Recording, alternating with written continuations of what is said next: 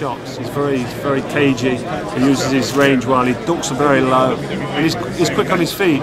He's either too far out of range to get hit, so you can't really hit him because he's so far out of range, and that's his boxing ability, the same ability that won him a gold medal in the Olympics. Or he's on your chest, smothering your work. You know, he's got his head on your chest and he's leaning on you and he's picking little shots. And it's ugly to watch. He sat on Alan Green's chest for 12 rounds in that fight and got a points decision. I actually left my house after round 8 to go and let somebody in, and I went in the kitchen to make a cup of tea for my dad who came round, and I picked it back up in round 11 or in the last round 12, because I was that bored watching it. And there's no disrespect to Andre. The fight was rubbish to watch. It wasn't entertaining. And I didn't even want to rewind it and watch it again because it was so poor. This is against the same guy who got knocked out by Johnson, you know. And as far as I'm concerned, I did a job against Johnson, which for me it was quite a steady night's work. I never really got going in that fight. I just did what I had to do in that bloody heat and humidity to get the win and to get myself in the final. So, you know, Ward's done well. He's undefeated. He's got a good name on his record. One good name in Carl Kessler, but he's not bringing anything to me where I'm thinking to myself, you know what, I'm concerned here. I'm worried. This is mission impossible. That's not the case in this fight. You know, I've got more than a puncher's chance. I've got ability, as you saw with Durrell. You know, I've got amateur pedigree. I've won a world championship medal. I've won ABA titles in Britain, and I've travelled around the world and beat top level fighters time and time again. So, you know, I'm coming into this fight, and I should be the favourite. If I'm not going to get upset and lose any sleep about it. But I'll just show everybody. I'll show them on the night. And regardless of what happens on the night, this is going to be a fantastic fight. That's the thing about it. It's going to be awesome. There's no way he's going to be able to run and pick and fiddle and pot shot and throw a right hand and lead him with his head and get away with it and nick a decision. I'm not personally going to allow that. The way in which I'm training and what I'm doing in my sparring, just the work I'm doing, the heavy road work I'm doing, and the weights, what I don't usually do, is making me feel physically stronger, and I'm punching so much harder. I just know there's no way you can bring this fight to the ring and spoil it and nick a decision. It's just not going to happen. And if he gets dirty, then, you know, it's down to the official to sort it out, or I will sort it out. It's as simple as that. You feel he's dirty? I feel that when I've seen him fight a couple of times, especially against Carl Kessler, you know, he used his head as a third arm. He was throwing a right hand and leaning in with his head up close. Look at the state of Kessler's face after round 4 or 5. The cuts that opened up were all from Andre's head. Every single cut was from Andre's head. And I think he had 3 quite bad gashes on his face. So, yeah, he's dirty. Definitely, he's a dirty fighter. So you're not concerned at all towards ability to punch? Do you think he has poor punching power? Definitely, yeah. He's got, what, a 50% knockout ratio, and I don't think he's got the ability to hold his shot. I've not said that in the public conference. I've not said it out loud because I don't need to say it. You know, if you look on YouTube, Andre Ward getting knocked down in round 4 against a guy that's had 40 fights and lost half of them. You know, I think he's had 38 fights, won 18, lost 18, or whatever his record is. 7-8 knockouts. So he's clearly not a puncher, and he put Ward flat on his face, and then Ward hung on for round 5 and round 6.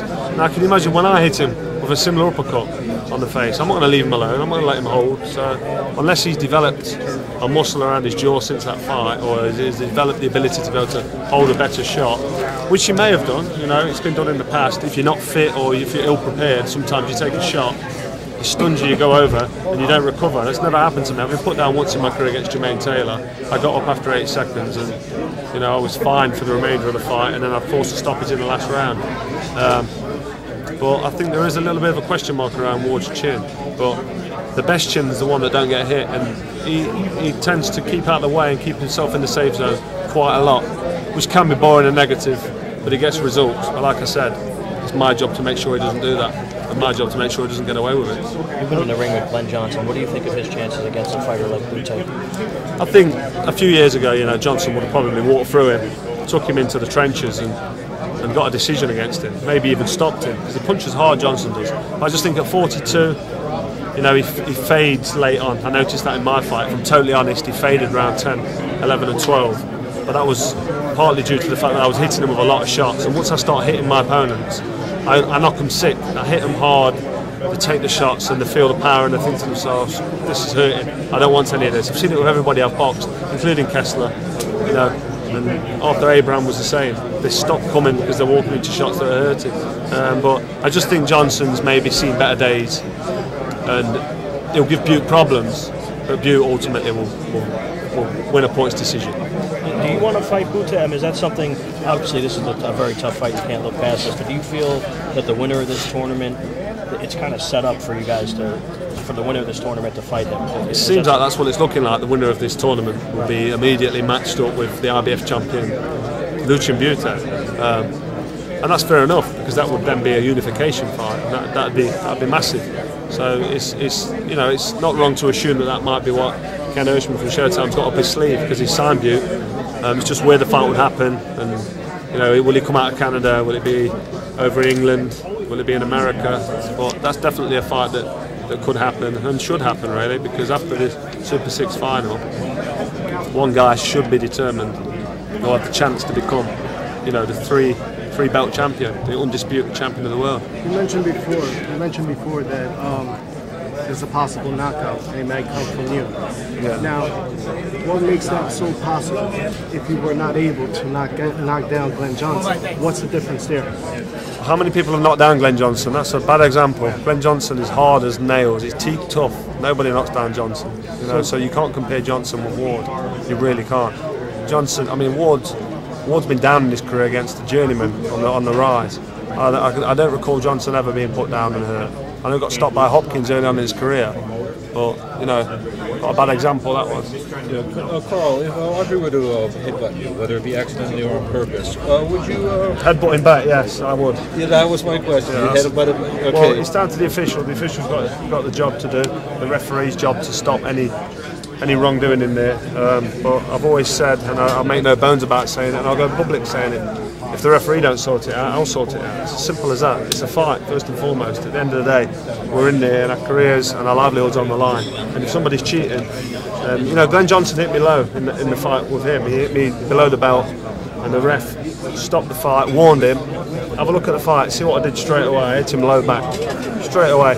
And Glenn, to be fair to him, just, he tipped his head and gave me a nod, and he didn't hit me low again. So Ward will be getting the same treatment if he tries any foul play. With that said, do you have any concerns about the officiating, the referees going into this fight? I've never really had a big concern about referees and judges, to be honest. It's never been in the forefront, but just recently with what happened with Paul Williams, I never saw the fight, but I know the controversy and all the carry-on that's happened since then. So it sort of made me think to myself, could it potentially be a problem? I'm fighting an American in America, and I've been victim to some bad judging in the past. Even the Glenn Johnson fight, one of the judges saw fit to score Johnson the winner, and it was clearly my fight. So yeah, I am a little bit concerned, but I don't lose any sleep when I go to bed at night because there's nothing I can do about it. Eddie Hearn's on to the New Jersey State Commission. They seem to be really on top of things, and they're under a bit of pressure now following the Williams fight. So hopefully that won't be a problem, but potentially it could be an issue. And yes, I've got to be honest, I do think about it a little bit. Do you think your knockout power could be the decisive factor in this fight? I certainly do, yes. Especially with the way I'm training and what I'm doing now, different to what I was doing when I fought the comeback fight with Arthur Abraham and when I boxed Johnson. I wasn't in there looking for the knockout. I was boxing, moving, using my skills. But with Ward, plan A is a different tactic. It's a brute force, take him into the trenches, try and do some damage tactic. That's plan A, instead of boxing and moving. So that could be the deciding factor. Do you see something in him? I mean, do you perceive a weakness in him where that strategy is the proper strategy? Well, to be honest, I think I thought it was a really tough fighter, and it was, you couldn't penetrate him. But somebody sent me an email the other day on YouTube, and there's a guy who's not got a punching record. Put him down on his face, and he was badly hurt, Ward, and he got up, and then for the last 2 rounds of the 6-round fight, he was holding on for dear life, and he won a points decision. But he was badly shook up, and I was surprised because the guy who was fighting was a typical journeyman. He lost more fights than he'd won and not stopped anybody really. 5 or 6 stoppages on his record. So that shows a vulnerability there. Now, you can't take that for granted, but if that guy can do that to him, you can imagine what I can do when I connect. And there's no danger of me getting hurt in the fight by Ward because he's not a puncher. And on top of that, even if he was a puncher, I don't know what it is, it's genetic, I just don't get hurt. I've been dubbed as having a granite chin, and rightly so, because I can take some big shots. Glenn Johnson hit with his best shot. 3 or 4 times in that fight, which is stupid because the best chin in the business is the one that doesn't get hit. It's nice to know that if you do walk onto a shot or you get caught, you don't wake up on the canvas. You know, you can walk through it and give your opponent a little smirk, which can be heartbreaking for your opponent. Do you think you've sort of walked through fire in this tournament because you had lost your title and you had to come back and win it? Yeah, definitely. I've gone away and I've reevaluated and gone back to the drawing board, as the old cliche goes. But you know, I've come back stronger and mentally tougher, and you know, 2-time world champion. I've got 2 belts now on my shelf, and it's nice to look at. So I want to add the WBA belt to this trophy cabinet along with the Super 6 cup. When you lost the belt the first time, what sort of reevaluation process did you go through in your? Well, there's always an excuse and a reason why a fighter loses a fight, and there's nothing more boring than listening to somebody's reasons as to why the fight. You know, there's a number of reasons. There's the volcanic ash cloud. There's me going in late and taking a bit of weight off, which I never usually do because I do the weight so easy with my meticulous training regime and my diet and nutrition. I'm genetically gifted because I walk around at about 173, 174 pounds anyway, which is only... That's all I walk around at. I'm very slim. I'm 10 weeks away and I'm 12 stone 4. There's no body fat on me. It's just how I'm built. I think it's the Polish gene, and there's no real weight on me. So that's a big factor. If you haven't got to take weight off before the fight, it helps massively because you know you're not drained going into the fight.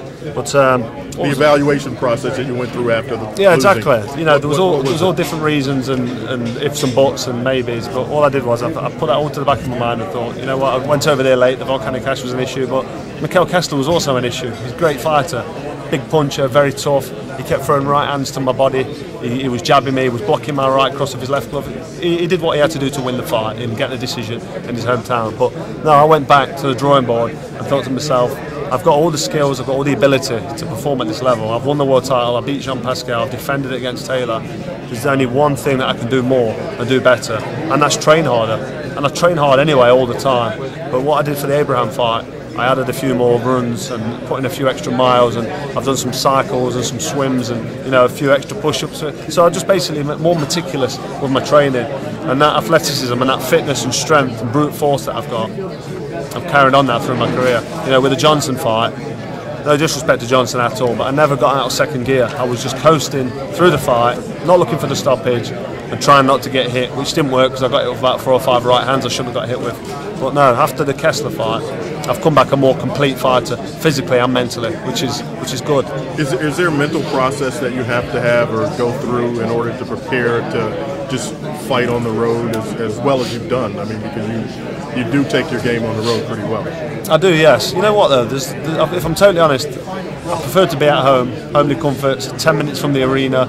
You're sleeping in your house all week on the run up to the fight. You've got your fans, your family, your friends around you. But there's a lot to be said for travelling away. There's a lot of pressure off you, a lot of local television and the support and fans. So it adds pressure travelling, but it also takes away. So it depends what kind of person you are.